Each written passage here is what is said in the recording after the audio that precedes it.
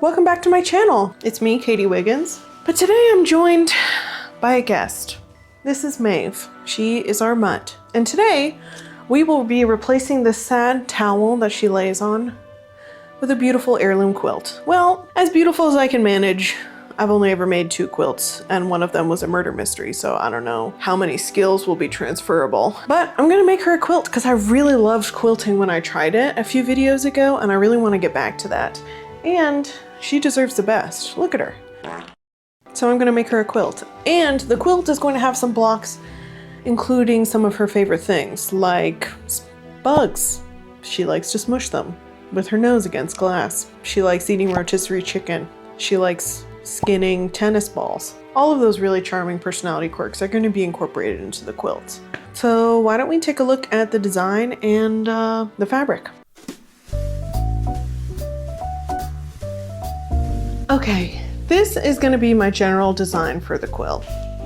And here is the real life fabric that we're going to be using. For the backing, this beautiful constellation fabric to make one of those black feathery chickens that's so pretty. Bumblebee and flower fabric for behind the dog. Tennis ball.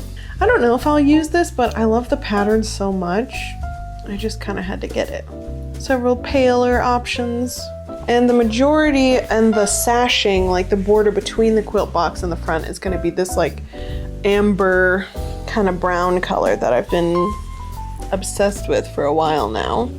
I could have thrifted fabric and used like sheets and clothes and things like that, but the blocks that I'm going to be attempting with this quilt are so precise, hopefully, that I really didn't want to roll the dice on like fabric that wasn't really up for the task.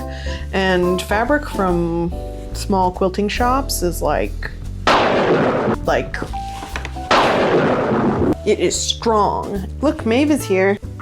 Don't eat your foot. The people are here. It's okay, just don't do it again. Fine, good. Just do whatever you need to do. Check out this massive weird handle I got for my ruler. Why does it need to be this heavy duty? I appreciate it though. So the first thing I'm going to start out with is a 9-block quilt, which is basically just like a checkerboard squares, because it's been months since I've quilted and it's been a little while since I filmed content too. I feel a little stiff. So I'm going to try to start with something easy. So I'm going to do a checkerboard of these 2 fabrics, and then I'll make another checkerboard, this like dark maroony black, and this, which to me reminds me of sprinkles.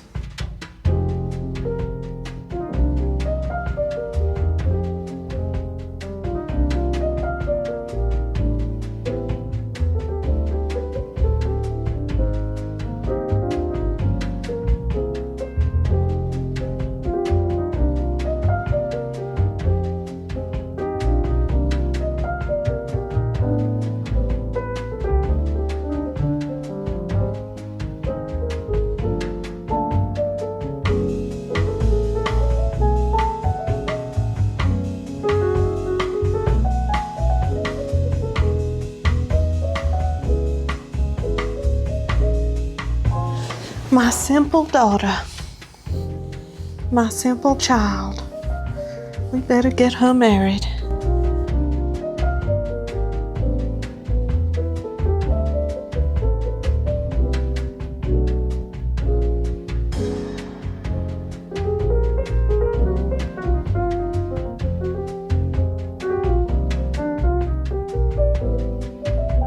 First block is done. I feel really in my head for some reason about it. My machine has been like a little irritated with me. The perfectionist in my head is like very intense. Good quilting comes down to straight cutting and straight pressing and straight sewing. And I'm just like, oh, I know I'm gonna. So I don't know, I just feel a little in my head about it. I think once I'm more in the mix, I'll feel better, but I like these colors a lot. So let's keep going.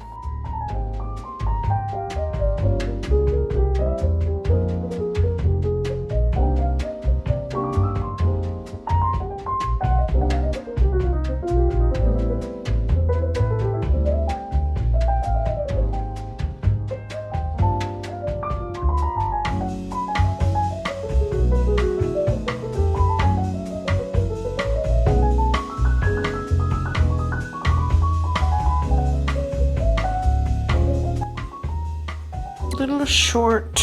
A little bit short. Teensy bit.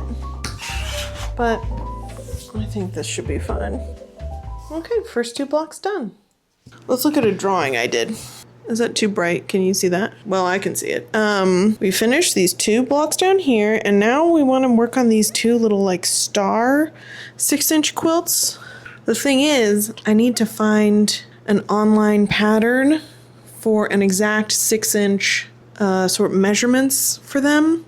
Because I thought in quilting you could just sort of resize it to whatever size you want, which you can. I looked through my quilt block book and online and couldn't find a starflower quilt pattern for a 6-inch finished block. And I did not have the mental flexibility to create my own measurements and cut list, because if I had to start over on it, if it didn't work, it would destroy my confidence. And the frustration of not being able to make the starflower took a second for me to process. You'll see. Why can't things just be easy? I want this shape. Everything's gonna be fine. I need someone to love me the whole day through. All that to say, we're just gonna do a sawtooth star.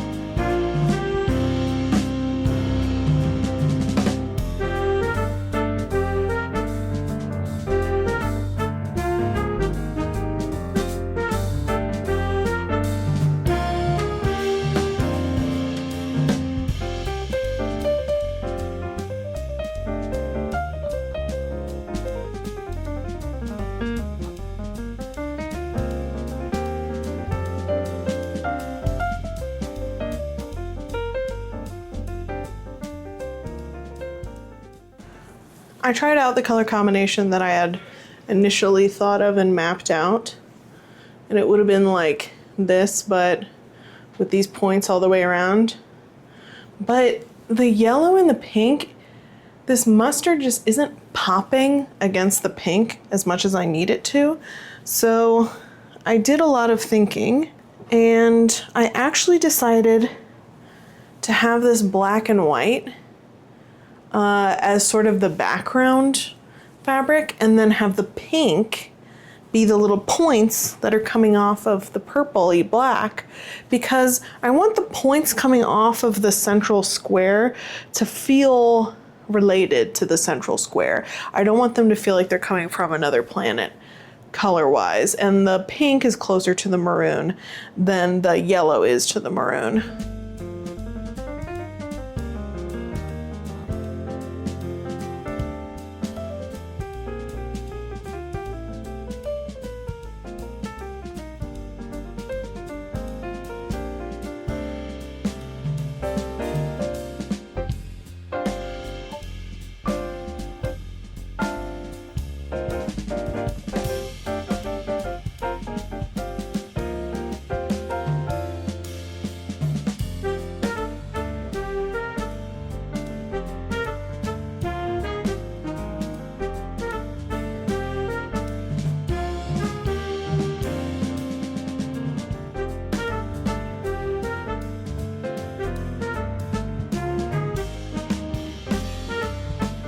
I'm including a moon because there is something lunar and strange about Maeve, not only just that she's extremely pale.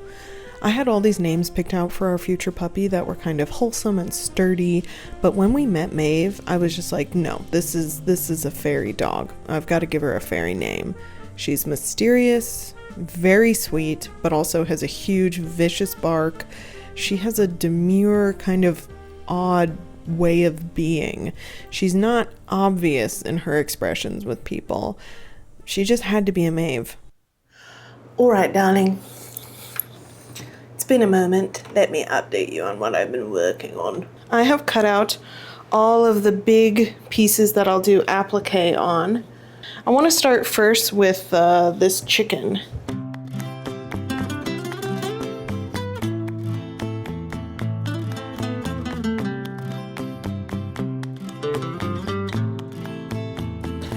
Okay, so I wasn't recording whenever I did all of this chicken prep. So let me run you through what you missed. First, I did a couple studies of chickens to get the general shape that I wanted, which is, I guess, chicken shaped. I made a paper template sketch, cut that on the reverse, and made this guy, and then my audio cutout. From there, it was trial and error as I layered the other fabrics to create the chicken's details, and then sprayed fabric adhesive to stick them in place so that I could embroider them more easily.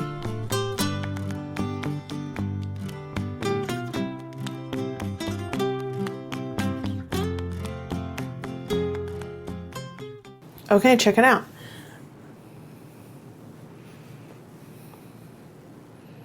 I did some hand embroidery sewing on Miss Chicken here. Embroidery is a beautiful way to add detailed designs to fabric. You can use simple tools like a needle and thread to create lovely patterns. Alexa, Enjoy. stop. Okay, anyway, I did some needlecraft on this little chicken, and it turned out so awesome, and it was so easy. I even added some texture here.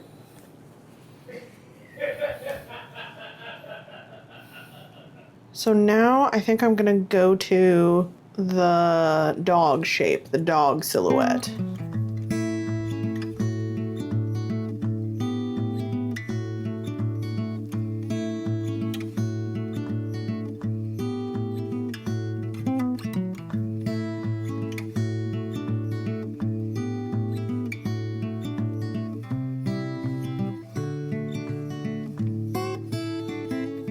I feel like watching a ghost show. Hell House. That sounds like a good episode.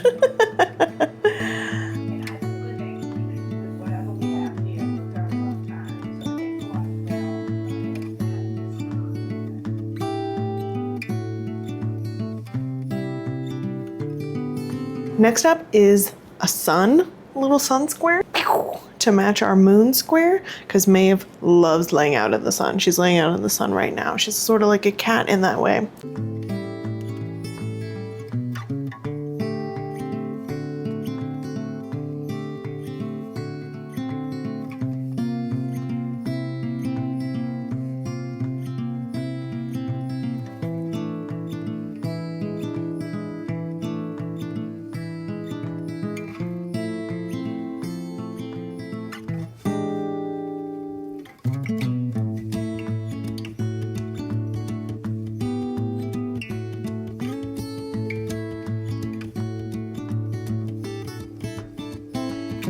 Okay, cool. We've got our little...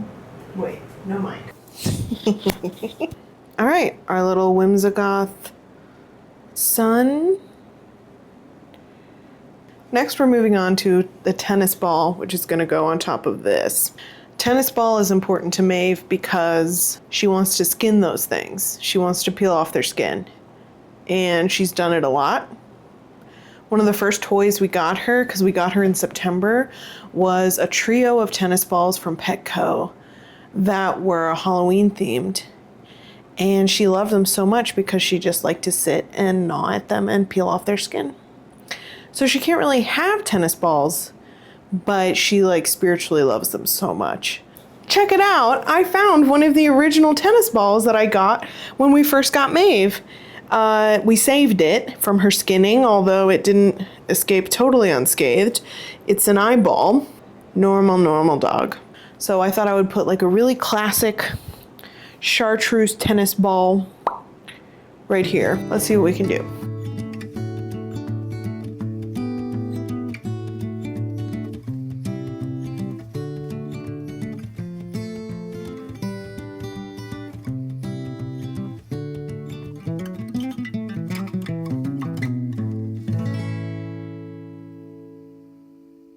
Hello, it is a new day.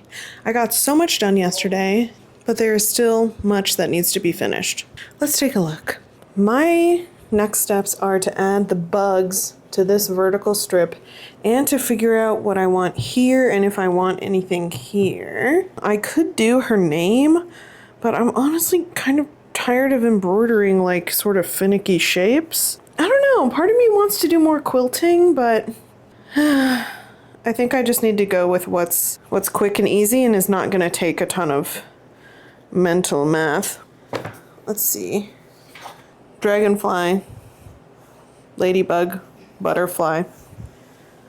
Because Maeve loves to, she likes to kill bugs. It's funny because like when I was looking up how to make a ladybug, there's like the anatomical ladybug and then there's like the agreed upon illustrated version of the ladybug. I want to do it as whimsical and like goof-ass as possible. Let's get to it. Oh my god, I just realized what song I have stuck in my head. My milkshake brings all the boys to the yard. That was my MySpace background music. And I was like 9 years old. I did not spend time on that page. Being a middle schooler in the McBling era, don't really recommend, because that was never my scene.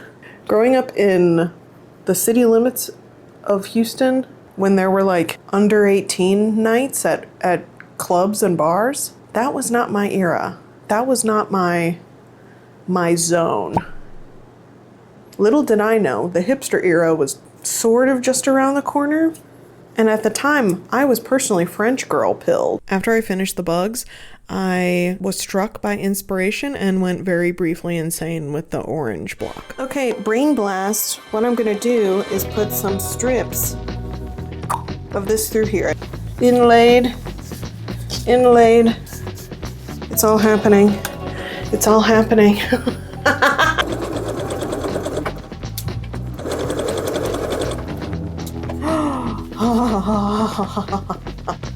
Okay, now I gotta trim this up to make it the original shape.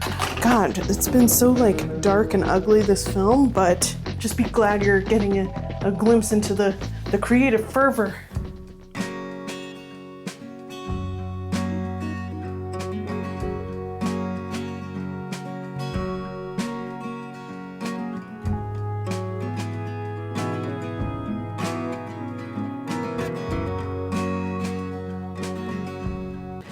I have cut a ton of strips of sashing. They are 2.5 inches wide for a final width of 2 inches. And these are going to be like the border around the frame around each of these pieces.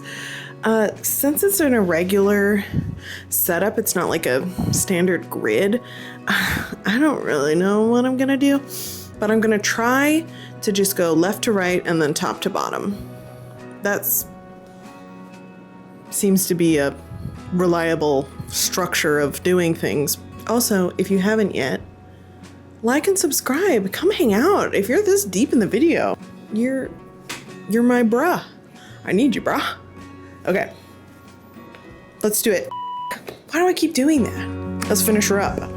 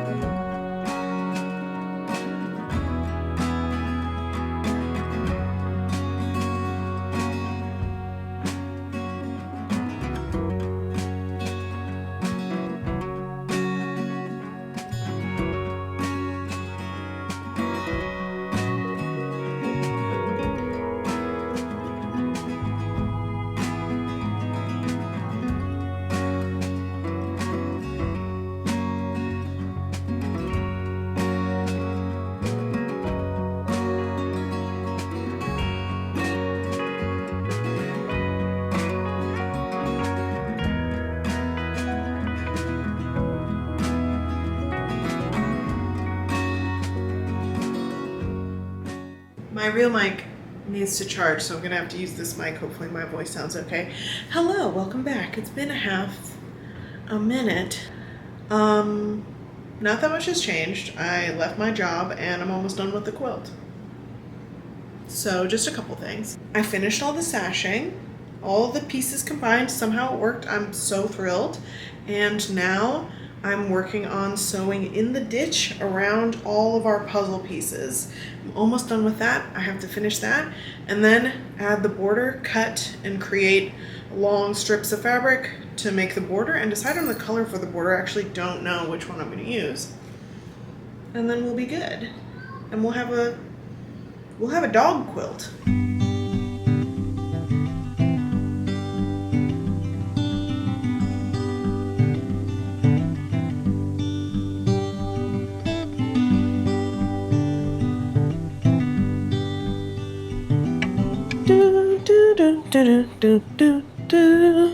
I made the strips to make the binding around the edge of the quilt, and I followed this great and slightly complex process to create it, which you can find on YouTube elsewhere. I've squared up the quilt, like I've made the edges all even, and now I think we're in the final stage. Oh my gosh. We're doing it. Oh yeah.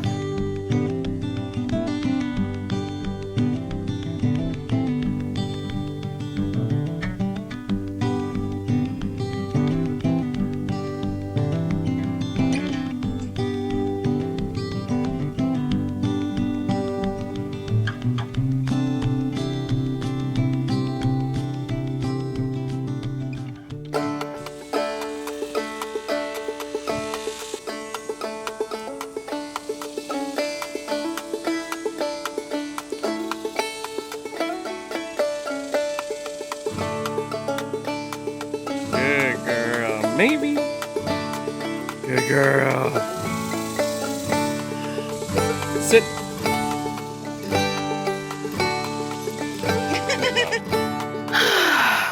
It is done. I'm really proud of myself. I think it's like just such a victory to take something from like design to completion, basically no matter what it is. So I just want to give myself props for that. Props. You did it. But I'm a beginner and I've grown so much with this project. I'm like, I feel like I'll grow so much with the next one, and that's so exciting and cool. Thanks so much for hanging out on my channel. I'll catch you later. Bye. It was so hot out there. I'm tired. Old Maid's Puzzle and Mrs. Taft's Choice. Grandmother's Choice. The Colorado. The Seesaw. The Whirligig. The Flying X. The Spinner.